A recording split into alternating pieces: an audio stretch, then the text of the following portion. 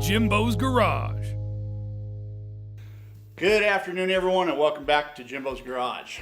Well, I got another shop modification for you here today. Now, over the years, if you've been following the channel, I've done quite a few shop modifications, and the reason I do that is because of what I have here in my shop. I get a lot of comments in the comment section that want to know how big my shop is. I know it's a little deceiving here on the channel with the camera and everything. The shop dimensions are 22 feet wide, 35 feet deep. And as you can see, I've got a lot jammed into this little space. So in order to make things work more efficiently for me, I have to do some shop modifications to make those particular items work well.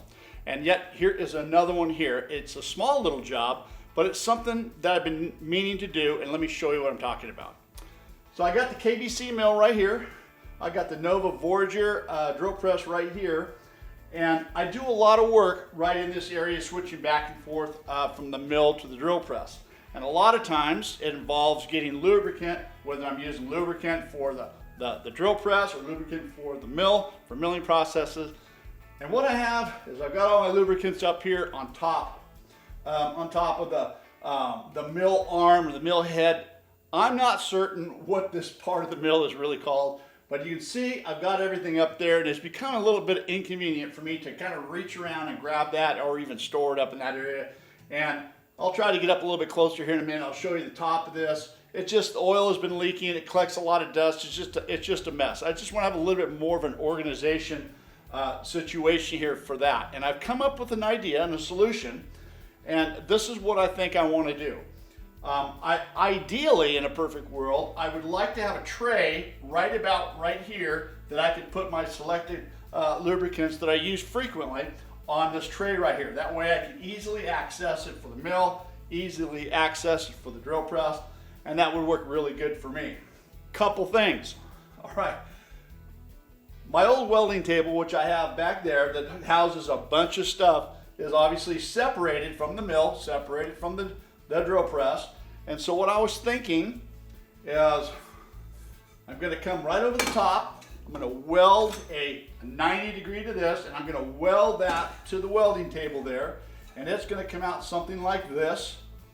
And then I've got this is 1.25 inch square tube 0.95 wall thickness. And this is 1 inch, and it slides nicely in here. So I was thinking if I welded this bracket like this, and I have this, and it goes in here, and this is too high here, ideally want it down, I'll make like a gooseneck with a tray that's 6 inches by 10 inches, and this will be able to slide in and out. The reason I want it to slide in and out, because I know a lot of you guys are going to say immediately, that tray is going to be in the way when you go to swing your mill over and pivot it over. It's going to want to hit that tray.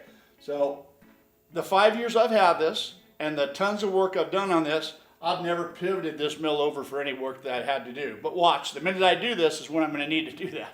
So that is the reason why I want to have this thing be able to be removable if I need to. And you know, that way, if I had to, we could do that. So I think that would be a good solution. I think it's going to be a great project. So let's get started. Today's video is sponsored by King Metals. They've got all your fabrication needs in one location. From hinges to hardware, balusters to metal decor, brass to aluminum, and a whole lot more. You name it, they've got it. Check them out today at kingmetals.com. Now let's get back to today's video.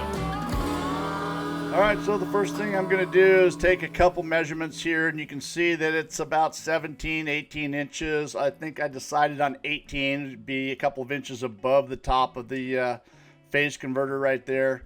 And then the length, I'm just coming up with a dimension here. I think I settled on 20. I did. All right. So we got an 18 by 20. Let's get those things cut out. Over the Evolution cutoff saw, the Champion cutoff blade here. Got the saw turned to 45 degrees, a couple simple cuts. And over the welding table, table dogs up, square it up. Now, this is the way I do. I do a lot of brackets for a company, and this is the way I do it. I've got them perfectly square. Once it's square, I draw a line, and then I open up that top by about 3/16. Operating off the HGP Revolution 2500 today. This is my go-to machine. And cracking open the 9010, 90% argon, 10% CO2. And just going to weld this thing up. What I was mentioning is I opened it up by 3/8 because when you weld like this, it draws everything closed. Now, there's been guys that say, hey, if you weld a certain spot here and there, you don't, maybe the backside first or tack the front and weld the backside first. I don't know, that you don't get any warpage. I've tried all kinds of different ways and still warps. So I've got a method right here that works for me. That method sure didn't work. I'll try this one. All right. And I'm just going to clean things up a little bit here. This is a Champion trimmable flap disc. 60 grit is what my normal go-to is. Works really well. I've mentioned it before in the past. I just like to clean up my edges, clean up my welds a little bit. Works really good. All right, I got to switch over to the brand new HGP MiG 2800i here. I've been working with this for the last few months. It's an awesome machine. It's portable. You can see that my weld leads from the table don't reach over to fit this. So I've just got this set up right here. I'm just going to hold it in place here. Just going to tack it. Now, I'm really out of position right here. I can't find a way to get in comfortably to get this thing adjusted. So I'm trying to get this square, plumb, level, all of the things here. And a lot of adjustment on the top right here. I can't really see, but it was out of plumb. But I ultimately got to where I was happy with it. And just another couple tacks on. What I'm going to do right here is I've got a couple of these welded on my table. Even the battery charging unit to the left there is welded on the table.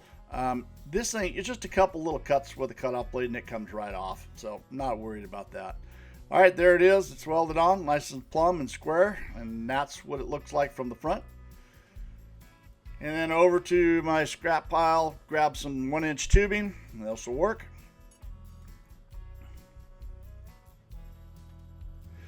Conveniently, I noticed when I was doing that the cord to my drill press was hanging just crazy right around that, and I didn't like it. So this provided a perfect little location to zip tie the cord to the from the drill press right on that. Worked out really good. All right, I'm determining the length here. I want to go all the way in with it. I'll be able to ultimately pull this thing out if I wanted to pull it closer to the work. And then when I'm done, just slide everything back. And then obviously if I wanted to remove it, I can just slide it right out. Not going to be a problem. And this is a short little piece. This is going to be for the, the little drop that's going to lower it down. Again, the same method here, just getting it squared up. And I did open that up slightly, about 1/8 of an inch. When I weld this, it's going to close up a little bit. All right, just going to clean this up. Same thing, just clean up the welds a little bit. Make everything look good, operate smoothly. And there it is. That's that part. So far, so good. Looking pretty good. All right, for the tray, I've got a bunch of miscellaneous 1/8-inch sheet metal sitting around, left over from a project. And this is the right size, little scrap piece right here. And I decided that the tray, a good size for me, was going to be 6 inches by 10 inches. I think that's what was going to fit really nice in there. And I don't really need it to be too much bigger than that, but I wanted it to be big enough to at least put 4 or 5 different types of lubricants on there. And this is going to work out. So my plasma table is currently not in operation. This is why I'm using the portable plasma cutter right here. Until I can figure out how to get that thing fixed. The manufacturer is out of business now and parts are not available, so I'm not really certain what I'm going to do, but I'll get it figured out. For now, this is the way I'm going to cut things. All right, nice clean cut. This is the HGP Micro Cut 875 SC. This is my plasma cutter. All right, back to my drops here. Grab some 1/8 inch by 2 inch flat bar. And I'm just getting the sides and the back. For this thing, you can see that I'm going to go from 2 inches down to 1 inch, just a little tapered edge on the sides right there. And I'll just kind of give it a little, you know, a little character, a little different look. In case you guys are wondering, on my portaband right here, this is an 18 tooth per inch blade. I've tried all the blades on this, and this works the best, at least for me. I've tried 22, 10, 14, and the 18 is the one that works the best.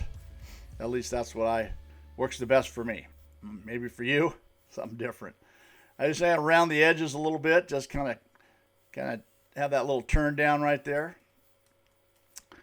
And then some mag squares on the welding table and just kind of hold everything in place.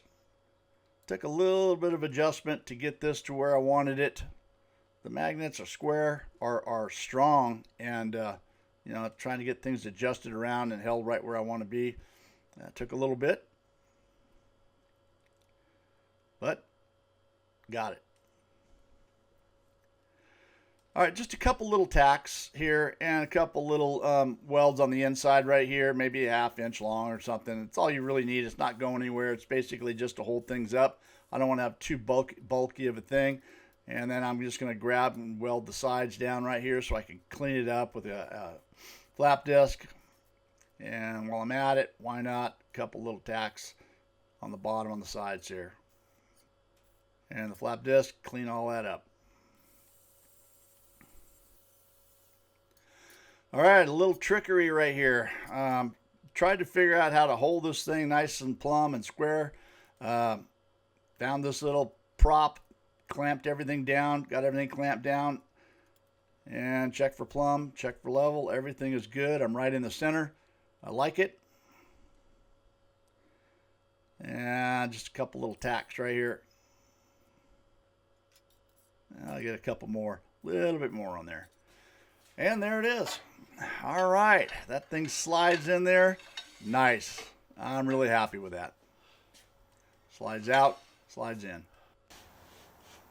All right, well, there it is. I gotta say, I'm pretty pleased with this project. It turned out exactly what I was hoping for. This is what I was looking for me. And you know, the fact that this is actually adjustable. If I want to bring it out while I'm working on something, I can do that too. And then of course, just getting it out of the way. Really good addition to the shop. Fun little project. I hope you guys enjoyed it. Don't forget to rate, comment, and subscribe for more video. Thanks for watching, and I'll see you on the next video.